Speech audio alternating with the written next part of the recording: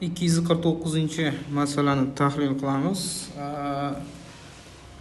DNK 4 ta DNK molekulasi, demak 4 ta DNKligi.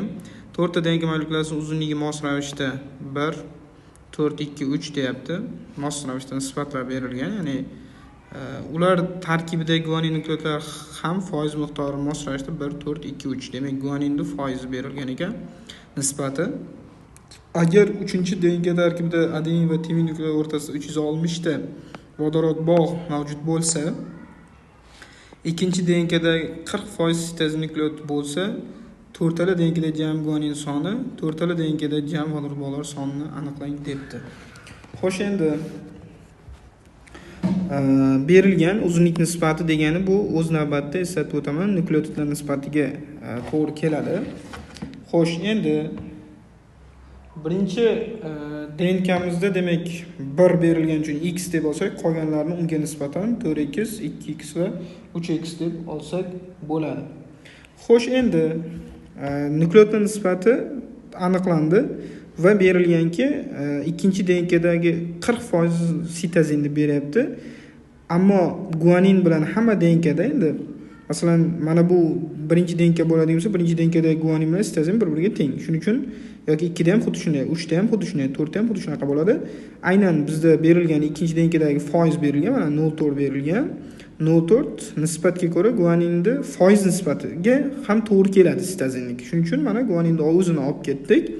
Aynan 0.4 bo'lganda ikkinchi DNKmizda guanin foizi birinchi DNKda 0.1 10% ga to'g'ri kelar ekan. 3-DNKmizda 20%, 4-DNKmizda esa 30% ga to'g'ri kelar ekan. Xo'p, endi aynan bizda ma'lumot sifatida o'rni berilgan 3-DNKga e'tibor qaratamiz. 3-DNKda adenin bilan timin o'rtasidagi bog' 360 deb berilgan. Demak, bu 360 bo'lsa, o'z navbatida adenin bilan timin soni ham 300, demak mana bu ikkalasi ham 360 ga to'g'ri keladi. Ya'ni mana bu ikkalasi ham 360 ga to'g'ri keladi.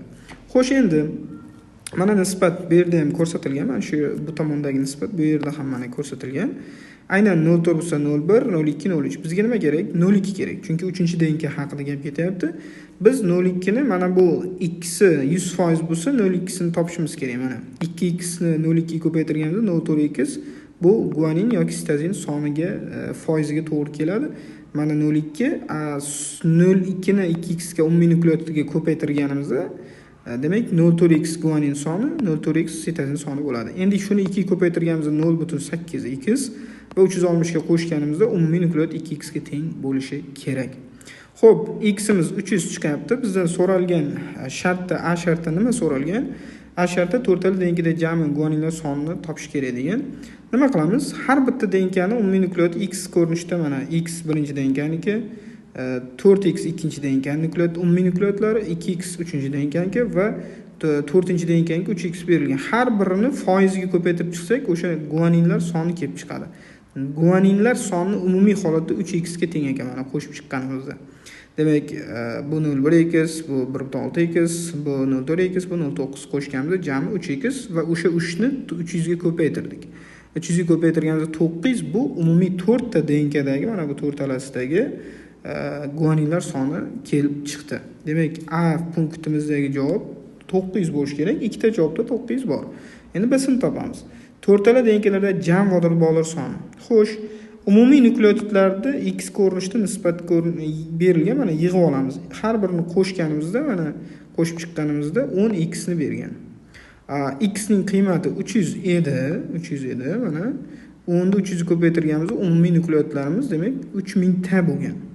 3000 taga demak guanin sonini qo'shganimda mana 3900 ta vodorod bog' kelib chiqadi. Javob esa 900 ga 3900.